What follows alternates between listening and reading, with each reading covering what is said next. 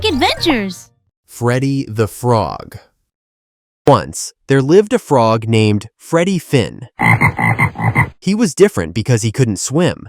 Every time Freddy got in the water, he could barely float. Freddy's swimming coach wondered why he couldn't swim, especially since Freddy's swimming coach was his dad. "He has the strongest muscles in the class. I wonder why he can't swim," thought Daddy Frog. Freddy felt bad because no matter how much he practiced, he couldn't swim. "I don't know why it's so hard for you to swim. I think we should go see a doctor tomorrow," Daddy Frog said with worry in his voice. "That sounds great," said Freddy. "After the doctor cures me, I'll be able to swim. Once I can swim, one day I'll beat the world record." Daddy Frog patted Freddy on the head and said, "Practice enough, but promise me never to practice by yourself. It's dangerous." "I promise," said Freddy. "He wants to beat the world record when he can't even float? He already has a record. He's the slowest swimmer in the world," one frog said as Freddy hopped away. "Let's go home," said Daddy Frog. As soon as they got back home, Freddy asked, "Dad, can you give me another swimming lesson?" "I'm quite tired, Freddy. We just got back home. I'll give you a swimming lesson tomorrow," said Daddy Frog. Freddy felt sad because his father was too tired to spend more time with him. Later that evening, Daddy Frog found Freddy sleeping at his desk. Freddy loved to swim more than anything in the world. When he wasn't practicing, he was reading about swimming. "I hope everything goes well at the clinic tomorrow," thought Daddy Frog. The next morning, Freddy's mother woke him up early. "Freddy, it's time to wake up," said Mummy Frog as she opened the door. "You don't want to be late for your doctor's appointment." "I'm awake," replied Freddy as he yawned and stretched. "Today is the day I'll be cured," said Freddy as he skipped to the car.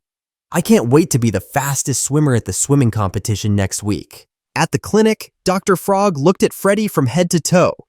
"You're completely healthy and you should be able to swim. You have a birthmark in the shape of a leaf, but that's nothing to worry about," he said. When Dr. Frog took a closer look at Freddy's foot, he gasped. "Freddy, your feet have no webs. A frog can't swim without webbed feet," he said. Freddy looked at his toes. "What's the cure, doctor?" he asked. "There is no cure," Dr. Frog answered sadly. "There's no cure for feet with no webs. How will I beat the world record? How will I win the swimming competition next week?" Freddy said to himself. He was starting to lose hope. The next day after school, Freddy went to the swimming pond by himself. "I promised Dad that I wouldn't swim by myself, but the swimming competition is next week," he thought. Freddy was about to break his promise, and it made him feel very guilty.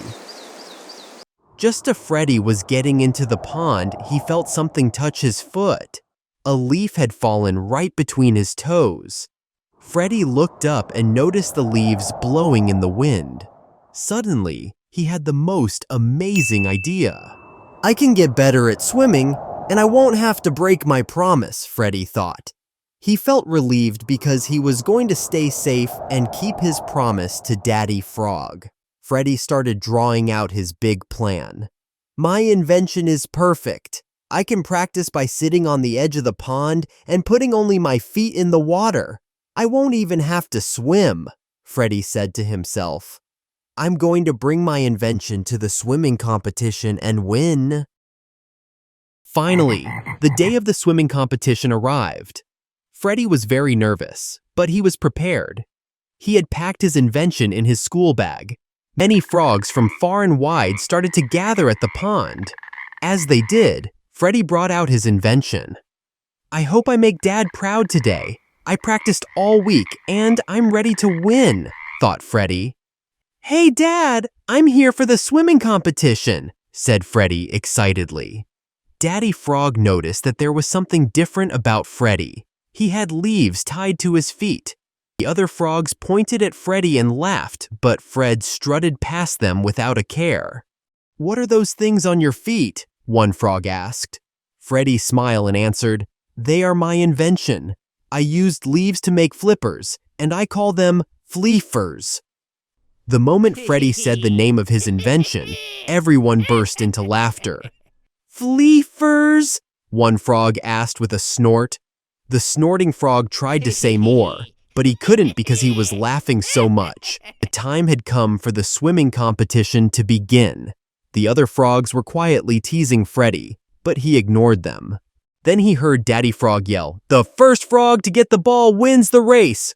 On your marks, get set, go!" Freddy shot through the water as fast as lightning. It was clear that he had practiced more than the other frogs. Now that his feet weren't a problem, the other frogs couldn't keep up.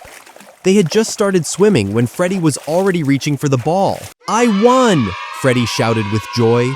He held the ball up for all to see. He had won the swimming competition. "Freddy," Daddy Frog said as he awarded him the trophy, "that was amazing! You didn't just win, you beat the world record." Freddy raised his trophy high. He couldn't believe it. He had won the swimming competition, and he was now the fastest swimmer in the world. Many years later, when Freddy was too old to compete, he became a swimming coach. Now, if frogs had no webs, they could still compete by using Freddy's fleefers.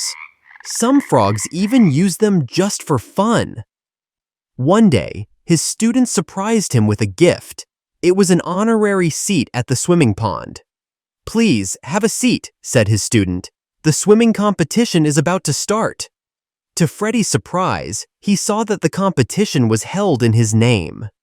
"How wonderful that they would name the competition after me," he thought and smiled. "But I am more excited to see them swim." The end. Click subscribe for next adventures.